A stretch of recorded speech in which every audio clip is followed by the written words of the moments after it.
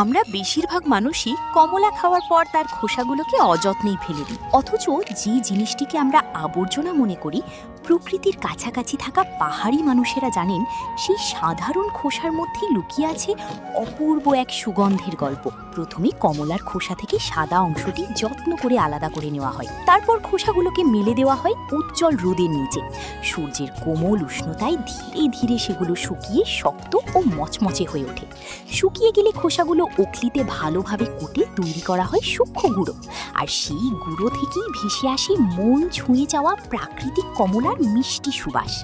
এরপর একটি পাত্রে নেওয়া হয় চন্দন গুঁড়ো, নানা রকম সুগন্ধি ভেষজ উপাদান, লবঙ্গ এবং কমলার খোসার সেই সুগন্ধি গুঁড়ো। সব উপাদান ভালোভাবে মিশিয়ে তাতে অল্প অল্প করে পানি যোগ করা হয়। কিছুক্ষণ পর মিশ্রণটি পরিণত হয় নরম, মসৃণ ও সুগন্ধি ভরা এক সুন্দর মণ্ডে। তারপর ধৈর্য আর যত্নের সঙ্গে সেই মণ্ডকে দীর্ঘ সময় ধরে মথি আরও নিখুঁত ও দৃঢ় করা হয়। সবশেষে বিশেষ ছাঁচের সাহায্যে তাকে দেওয়া হয় মনোরম আকৃতি। ছাঁচ থেকে বেরিয়ে আসে সুদৃশ্য সুগন্ধি ধূপবাতি। কিছুক্ষণ শুকিয়ে নিলেই তা প্রস্তুত হয়ে যায় চারদিকে মুগ্ধতা ছড়িয়ে দিতে।